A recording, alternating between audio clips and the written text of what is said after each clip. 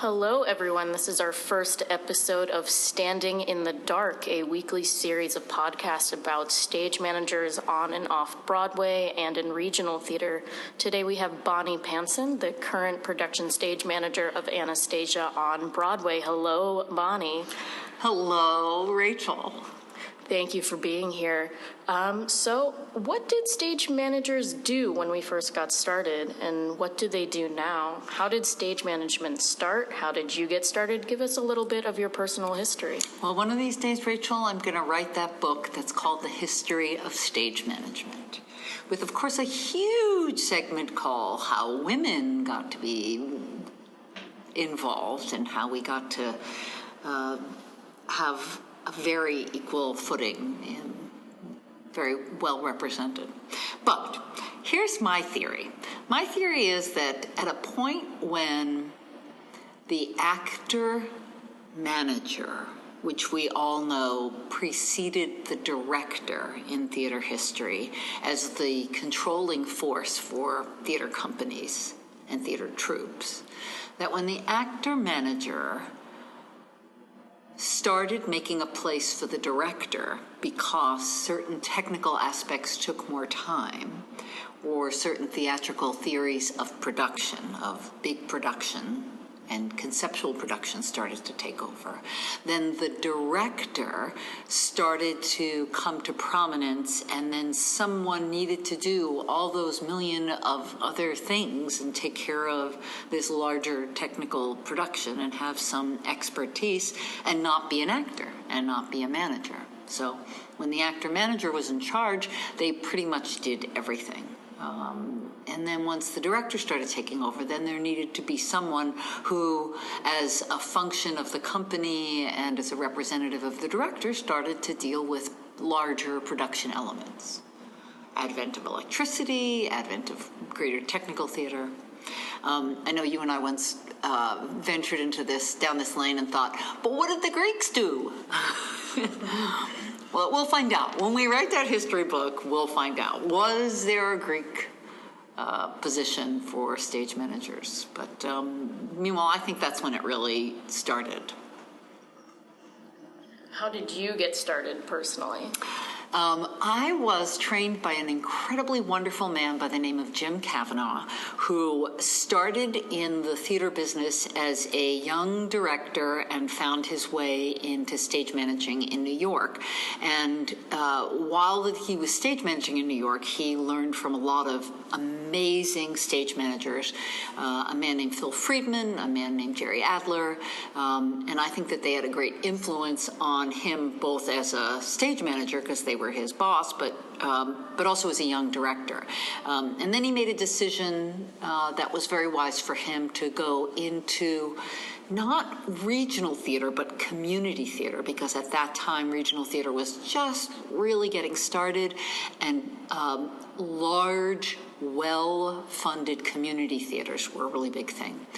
Rochester, Minnesota was a big example of a town that had an amazing, well-funded community theater that did astounding productions with all sorts of values, all sorts of great technical values. Anyway, he became a director there, and then at some juncture decided to become a college professor. And when he became a college professor, he never really lost his ability to view productions as more than conceptual ideas and how to teach directing and acting. So when he was my teacher, he was trying to teach me how to direct, and he accidentally taught me how to be a production stage manager. So I always fault him for it, and am very grateful. I do have a copy of the first Broadway contract that he signed on a very bad musical called First Impressions, and he got paid $125 a week as an assistant. Yeah, I know. Exciting, huh? In the 50s, late 50s, maybe even like 1960. And from him, how did you kind of find your way into New York? So he had a whole bunch of students who came into New York. I went off to teach high school theater because I always wanted to teach. Bad idea. No.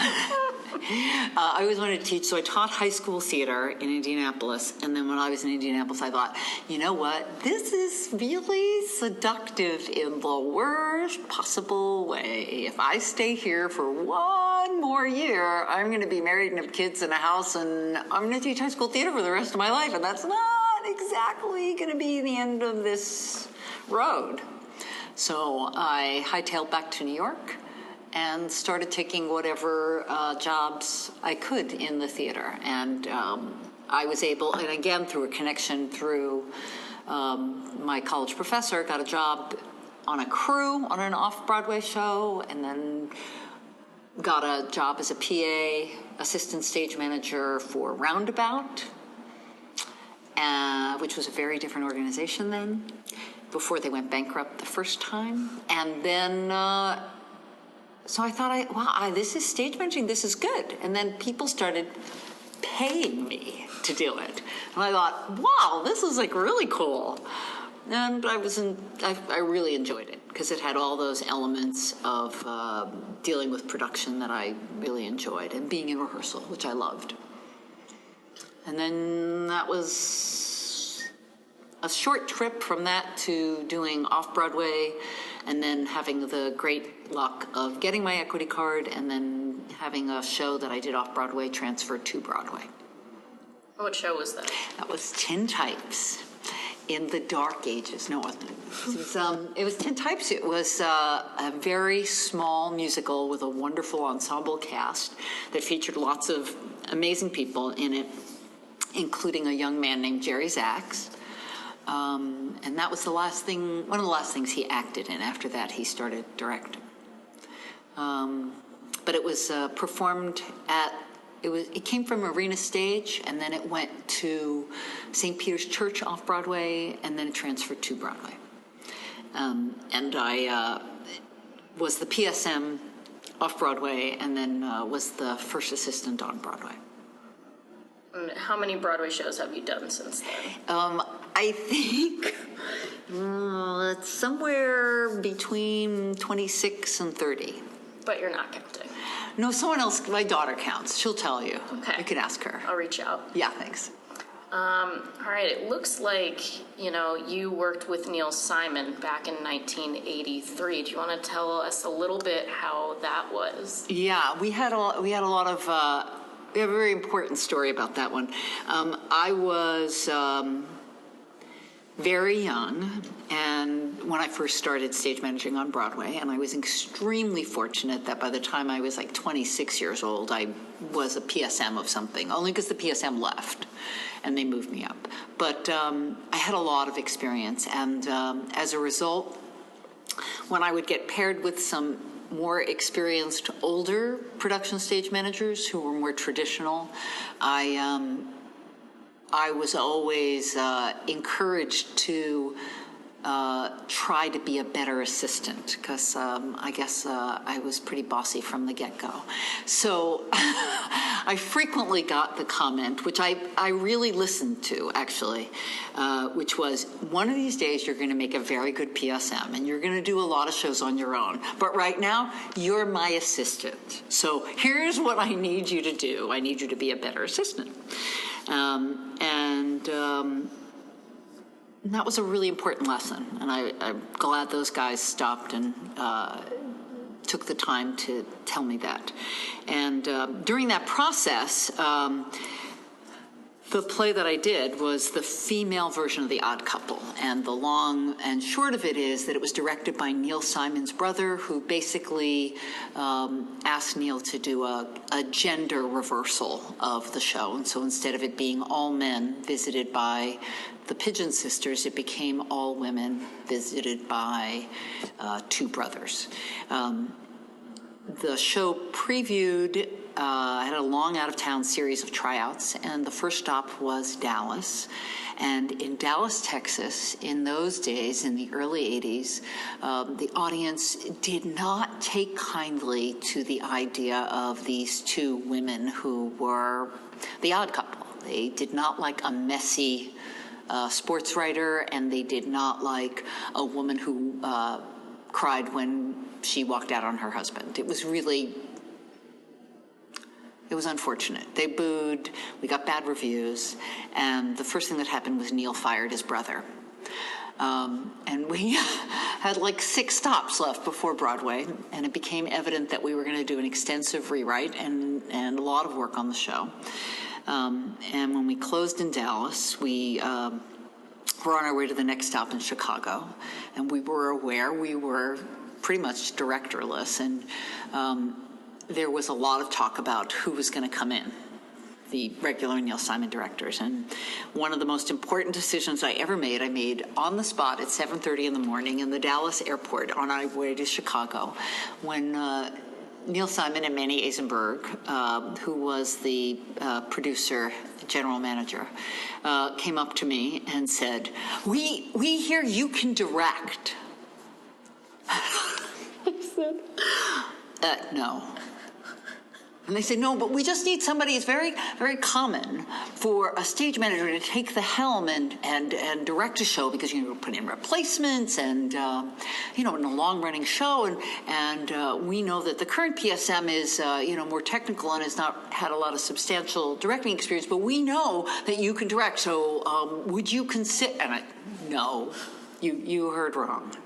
Because I couldn't imagine that this very traditional setup of PSM and assistant, and I'd already been chided about trying to be a better assistant, that he would certainly accept my ability to direct.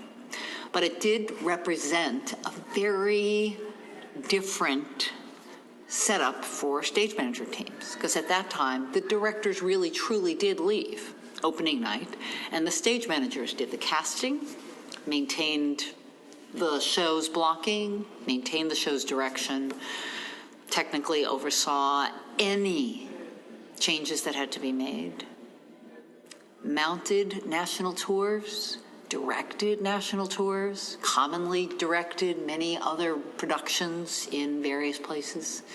And that model was still, I think, the model that I sort of started in New York. But as we know, it's sort of mutated a little bit now.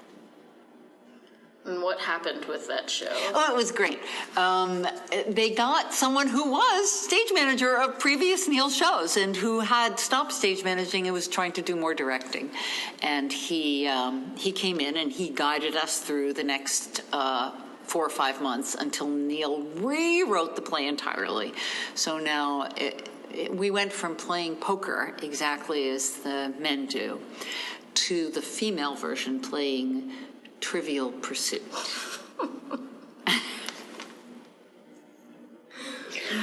Yeah, I don't know. Can you see on radio me putting my head down in my hands? Yeah, it was a changed piece. Mm-hmm. But Phil was an amazing stage manager / director, and he guided us until Gene Sachs, who had done a lot of Neil's plays, came in and took over. Did it do well once it transferred to Broadway? It kind of sort of did for about a year.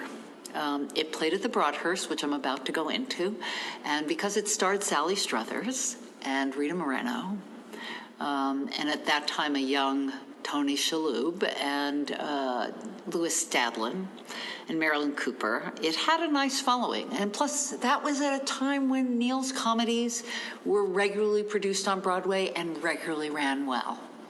So a year was a good time. Going back into time with this Neil Simon story, what was stage management like before the invention of the internet? Hard to imagine, right? Like, totally hard to imagine. Okay, hard to imagine before the internet, hard to imagine before cell phones. So, on a nightly basis, first of all, you had to have a phone. You had to have a hardwire phone in the room or in an adjacent office space. If you didn't have an office space, because there weren't massive, beautiful rehearsal rooms like we have now, you had a small room, which was barely the size of your set, and the stage manager spent their life in the hallway on some hardwire phone that was either available in the studio or in later years that they would get AT&T to install a separate line. But it was totally hardwire phone, and that was your life. They made a change in rehearsal, you made a phone call. You got to the end of the day, you typed up a report, and if you were in a regional theater or like at the Shakespeare Festival, you typed the report and either Xeroxed it, because yes, Xerox machines were invented, but in many, many cases, you'd do the report on mimeograph paper.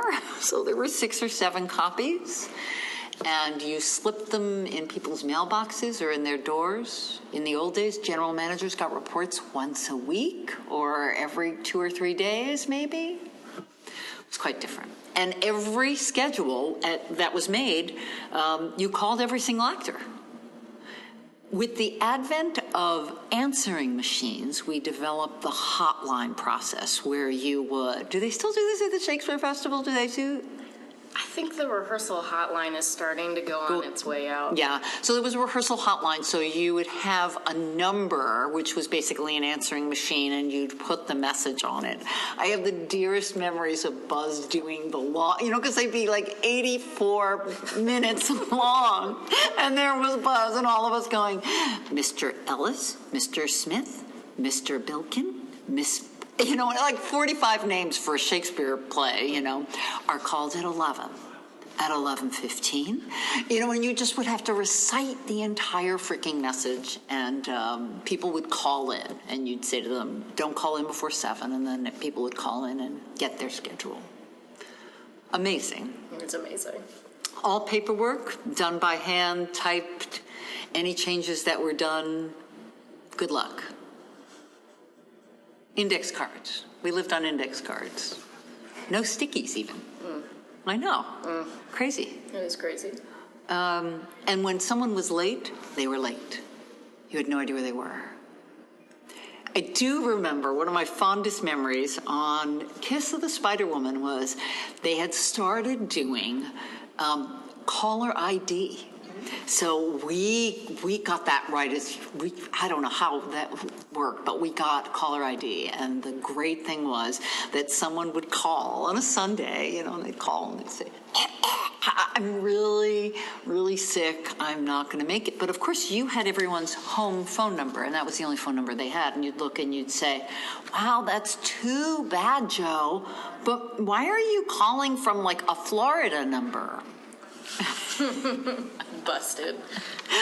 We'd bust them regularly. That was the best.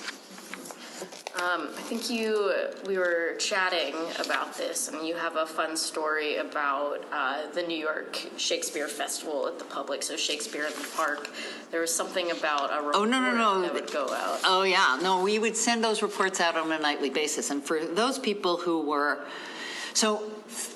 At that time, the world of Broadway stage managers and the world of New York Shakespeare Festival stage managers were not necessarily the same group. And frequently, a director of great renown or who had choice over stage managers, like a Mike Nichols, would say, I will do this play, but then they would have to convince their stage manager who normally did their Broadway shows or in other regional theaters. And there was this really great story about doing those reports and all of the paperwork attendant that the Shakespeare Festival required at that time.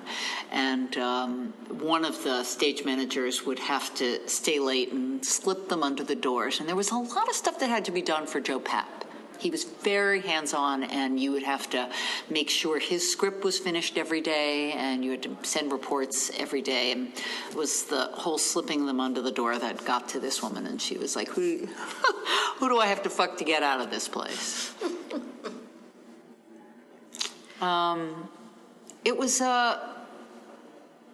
That was a very wonderful, large organization that was run by one person. Everything that happened in that building happened because that's the way Joe wanted it.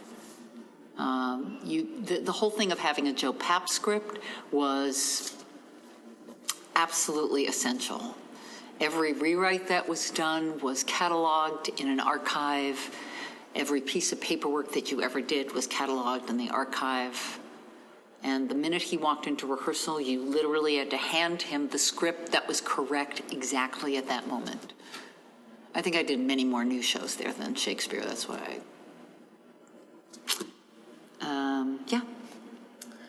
Looping back to when we first started this interview, you said that in your history book you would have an entire chapter, a section of a book on women in stage management. Yes. How has it been to be a woman in this field? It's been wonderful to watch it grow from where I started to where it is now, where I have many, many, many competent women who get hired regularly. When I first got hired onto teams, it was because somebody had to go by the Tampex. And that's like really not a joke. I was told by one PSM that I was doing a really fine job, but could I just wear lipstick? That would just make him more comfortable with what I looked like, that I was trying to be female. I would frequently, and I mean 99.9% of the time, walk into any theater, any load-in, and be the only female in the building for days.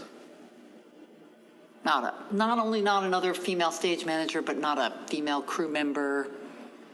And for years, it was like that, especially when we were traveling. And unfortunately, in the traveling part, it's still true to a great extent. Very few women on crews. There are some, and there are some towns in which there's lots, and that's great. But not counting wardrobe and hair, it was rough. It was rough not having a lot of women around.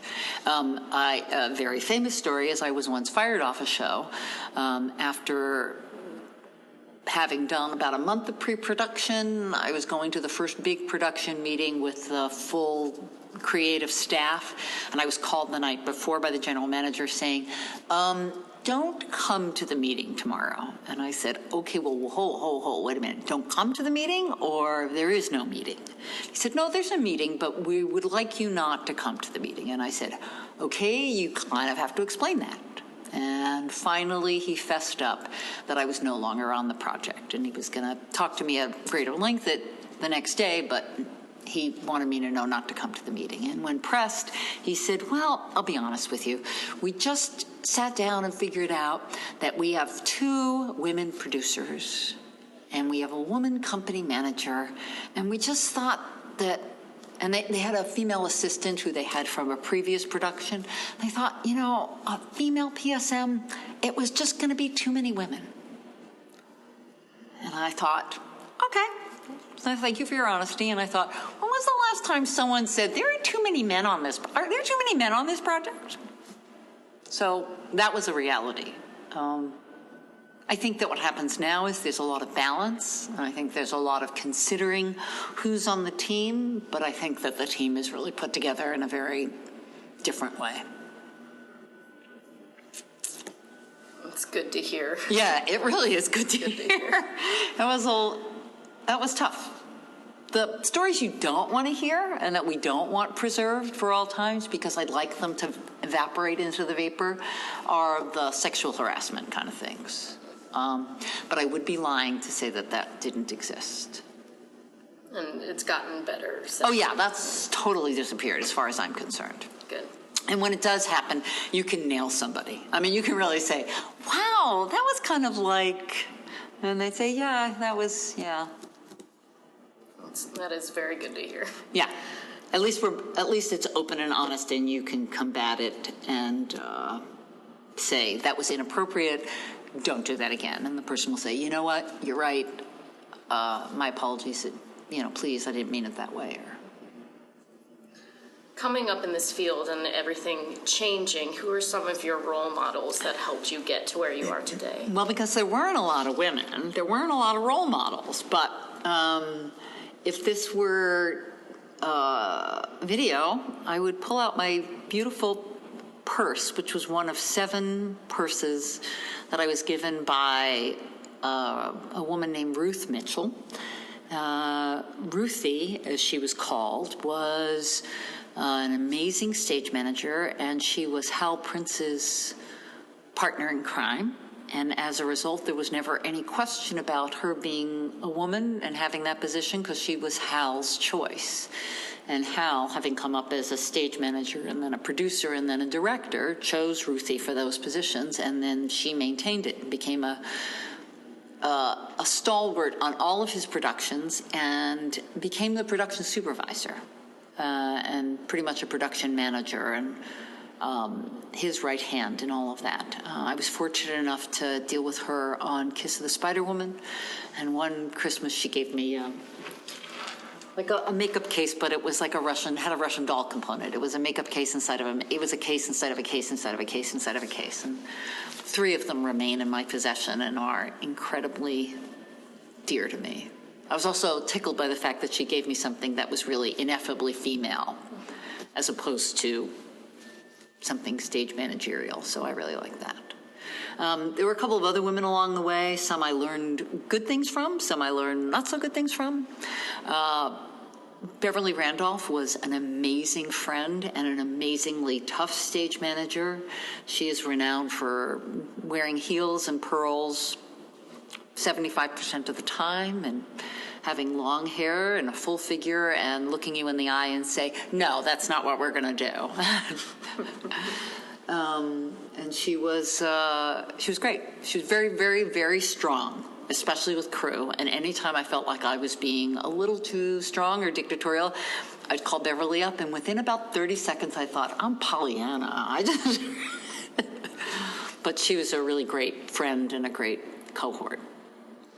But from the other women who were doing it at the time when I first started, I learned that it was an outrageously lonely position. I'm not quite sure whether that has to do with being female or the nature of that kind of job. But a lot of it has to do with those women at the time who were really, left alone to make decisions and be in charge, and didn't have many friends who were doing the same thing. So. Do you feel lonely in this position? I feel lonely in the position only when I don't have a team that I know or is supportive. Having a team that you've worked with before or that knows you and respects you makes it easy to turn around and, look for their support and their guidance, and then it's good. The lonely part comes when it's 2 a.m. and you're still redoing a cue sheet. And everybody else has gone to party or to see their parents or talk to their family. And you're like, no, I'll just redo this book. That's the lonely part. How do you choose your team members? That's a good question. Some people work with the same people all the time, and that's the way they function. I'm very fortunate to have a lot of people that I've worked with that I love and who are themselves busy stage managers. So when offered a new project, look around at the people who I know are available, and I choose based on what is right for the project. Every project requires something of a stage management team, and I'm only like one person, and I'm not everything. There are some productions that are technically really advanced, and I feel like I could use some more technical support. There are some shows that have subject matter and or are going to feature a cast that are particularly needy in one thing or other, and I want to make sure that I have a team that will help them and give them what I can't. Sometimes I'm doing a regional production that requires somebody who has a knowledge of that regional theater. And I'll think, oh, wait a minute, I know someone who's worked there before. Let's get that person, because I appreciate their work as a stage manager, and maybe we haven't worked a lot together, but they're familiar with this theater, or they're familiar with it. If I know the director has a lot of anxieties about working with me for the first time, I'd like to put on the team someone they know, so that they have somebody there for them. Same is true with choreographers. Sometimes I'll look at a choreographer and think, ooh, I need a former dancer, or I need someone who really can do dance notation for this person. So I try to assess the creative team needs and say, okay, I can do this. Now, who does that mean I need to fulfill the rest of it? What would you recommend for younger stage managers to land a good interview and get the job? What sets others apart?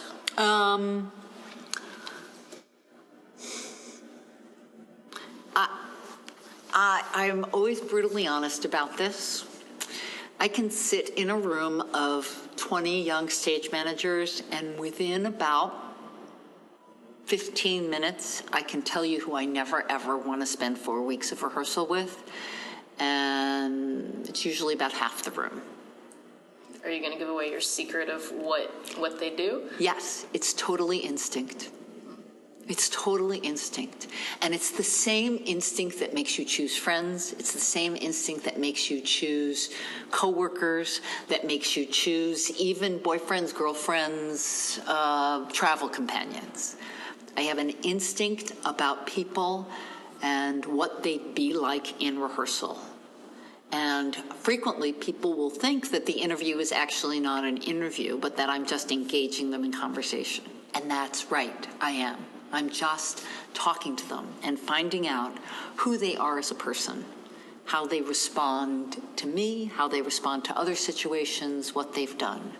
And again, there's no right or wrong. It's just a people sense that leads me to think, wow, that person's never going to be quiet enough in the room. Or that person is too shy and is never going to be able to ask questions. And it's just a sense that I get from people. Have you ever been wrong? Always. Always. Well, because, people will do lots of things. They'll bendy, twisty themselves into all sorts of things in order to get an interview and get a job. And I'm frequently wrong. I tell you when I'm most wrong. I'm most wrong when someone comes highly recommended, so I take my guard down. So if you and I were sitting here and Michael Pissarro had said to me, oh my God, when you meet Rachel, you don't even have to meet her. I'm telling you, you're going to love her. So I would sit across the table from you and you'd say something and I'd think, no. I have to go into an interview with absolutely tabula rasa, and then I'm most likely right. But you know that. Every time we go to make a decision, we have these things that say to us, this is the right instinct, this is the right decision, and sometimes you talk yourself out of it. That's very true. It's very true. How do you've worked constantly for the last 20-odd years, how do you maintain a work-life balance? I don't. All right. We have to get my daughter on the phone again. I think I've been doing this for 40 years because you're being very sweet and very generous. I spent the first almost 20 of them single. And when I got married, I was so happy that I didn't have to try to maintain some kind of a social life because that was exhausting. And I thought, this is really great. And then I had a child, and I thought, okay, this is literally the most exhausted I will ever be in my entire life. And the whole first 10 years of her life were pretty much lived in a state of exhaustion, during which I did so many shows and so many new musicals. But the difference between maintaining a social life and maintaining a parenthood relationship with your child is the second is unbelievably restorative. So if I'd only get to spend 3 hours with her or be up with her for an hour in the middle of the night, it plugged me back in. And the running around and being social was always exhausting and draining. But once I had the relationship with my daughter, it became very, very fun. And I think most parents spend a lot of time with their kids, but when you only get to spend 3 hours, or maybe even 1 hour, you make every second of that hour count.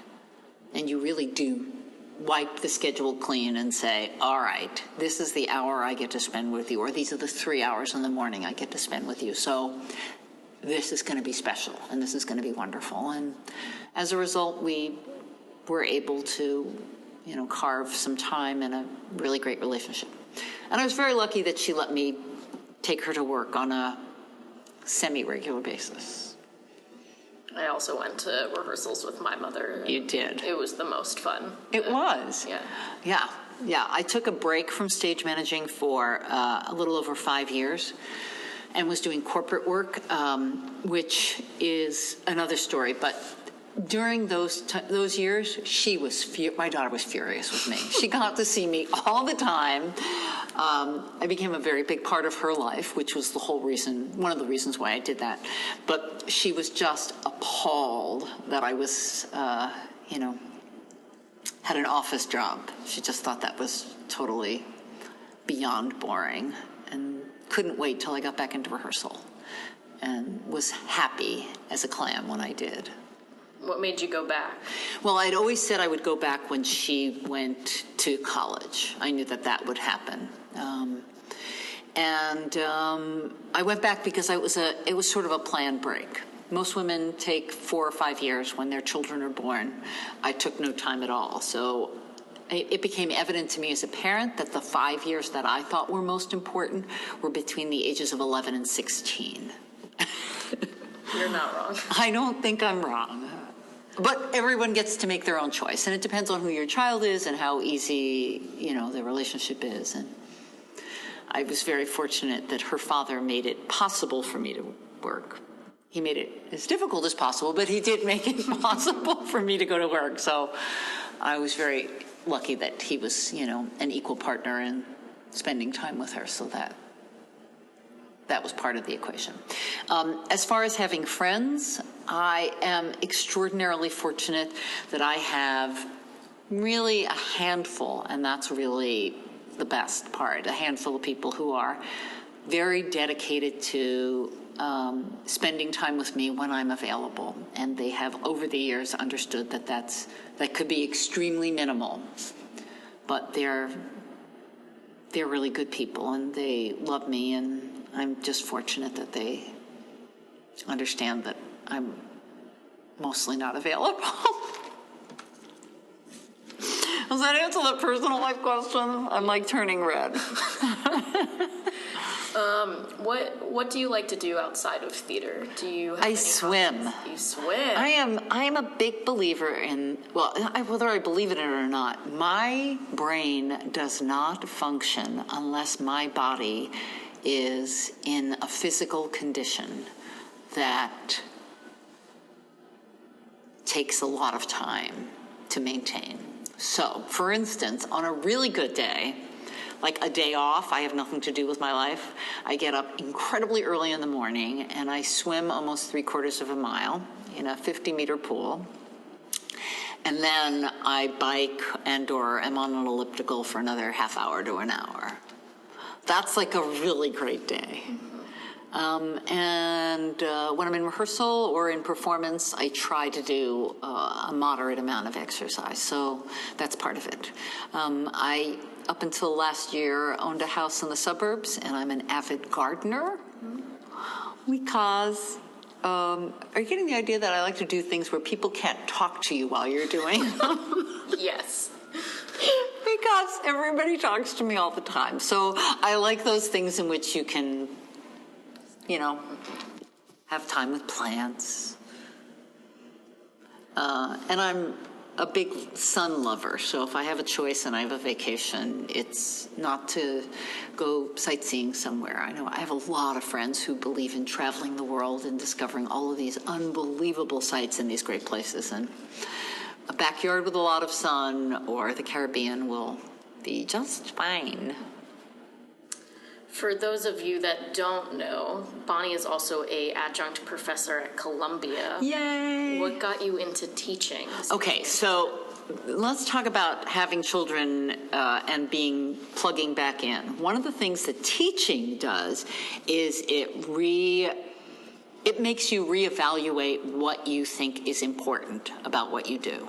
So that if I go into a class and I say, okay, today we're going to talk about relationships with directors. Well, I have to think about how I feel about that.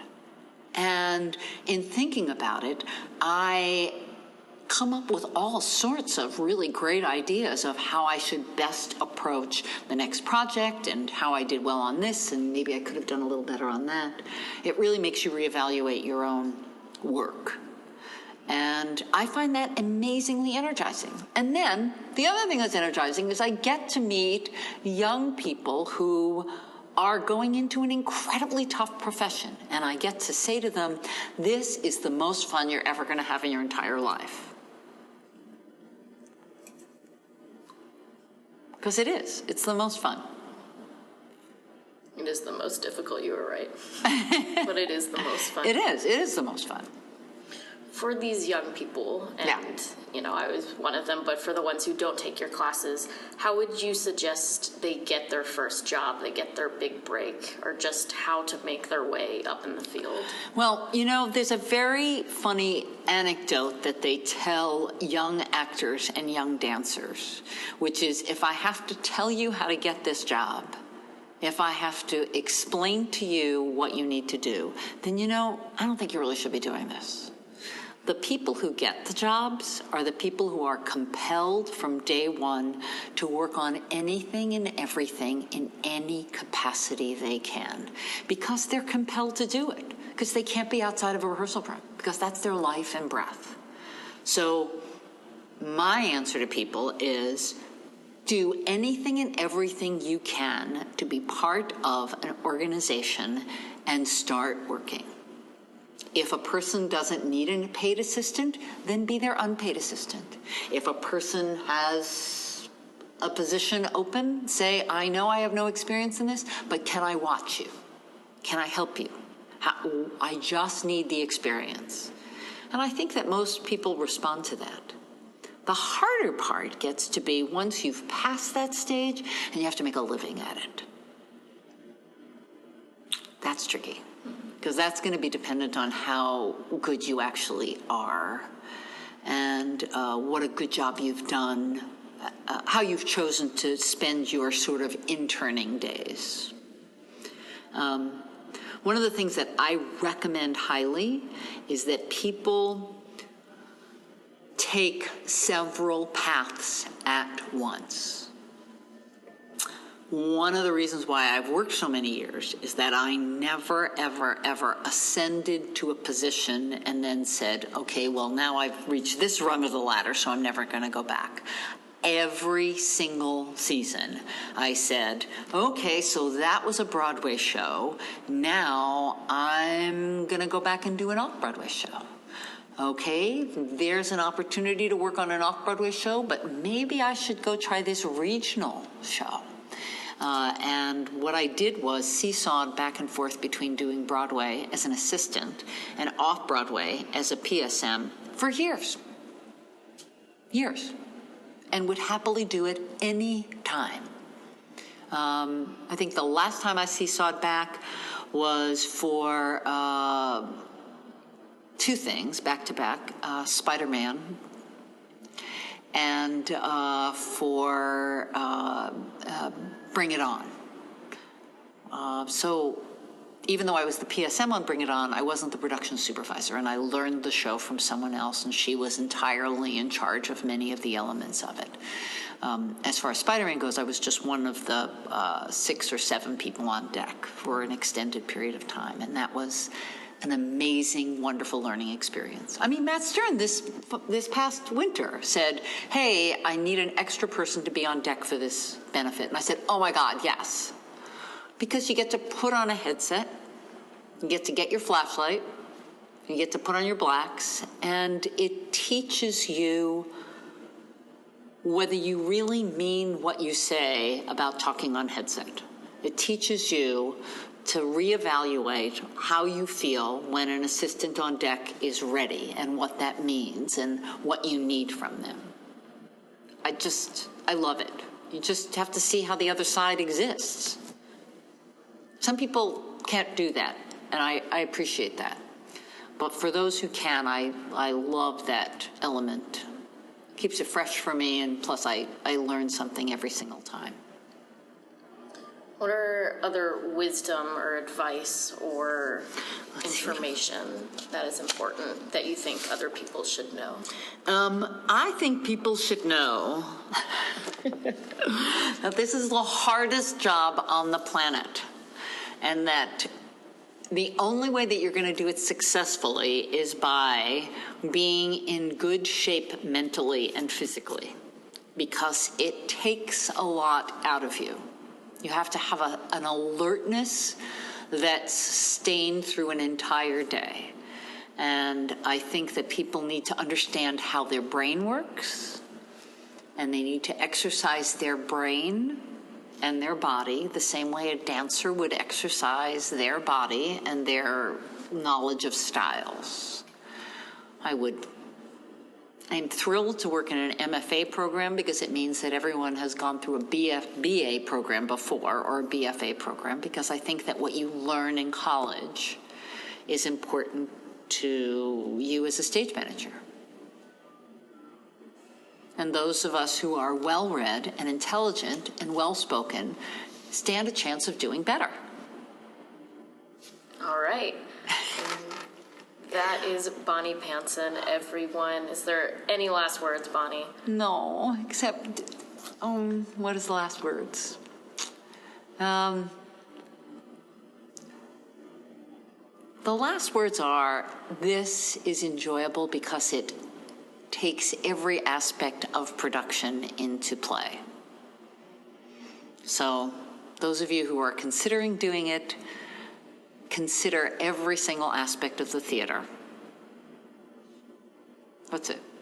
That's a lousy closing remark. We have to come up with a better one. Okay. Those who, wait a minute, we should end with my quote. Mm-hmm. How about that? Okay. My theory is that the world of theater people separates into two categories. Those who stand in the light and look out into the dark, and we know who they are. And those of us, ourselves included, who stand in the dark and look out in the light. Here we go.